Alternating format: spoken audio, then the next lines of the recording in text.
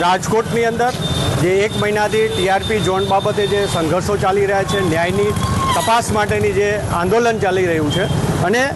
જે મૃત્યુ પામ્યા છે એનો આંકડો ક્યાંક છુપાવવામાં આવ્યો છે, મૃત્યુ પામ્યા છે એના પરિવારને ક્યાંક ને ક્યાંય ન્યાય અપાવવામાં નથી આવતો, એને ધ્યાનમાં રાખી અને આજે 1 મહિનો થતો હોય એટલે શ્રદ્ધાંજલિના રૂપે પ્રથમ પૂર્ણતિથિએ આખું રાજકોટ સ્વયંભૂ બંધ છે. તમામ એસોસોને સાથ અને સહકાર આપ્યો છે અને પીડિત લોકોને બધાને ન્યાય મળે એ હેતુસર આખું રાજકોટ સાથે જોડાણું છે. 1-2 વ્યક્તિ હોય કે જેને ખોલી હોય પણ હાથ જોડીને અમે એમને વિનંતી કરીએ છીએ બંધ કરી દે છે. રાજકોટના તમામ શહેરીજનોનો હું રાજકોટ કોંગ્રેસ અને ગુજરાત પ્રદેશ કોંગ્રેસ વતી આભાર માનું છું કે સૌ સ્વયંભૂ જોડાણા છે અને આ જ રીતે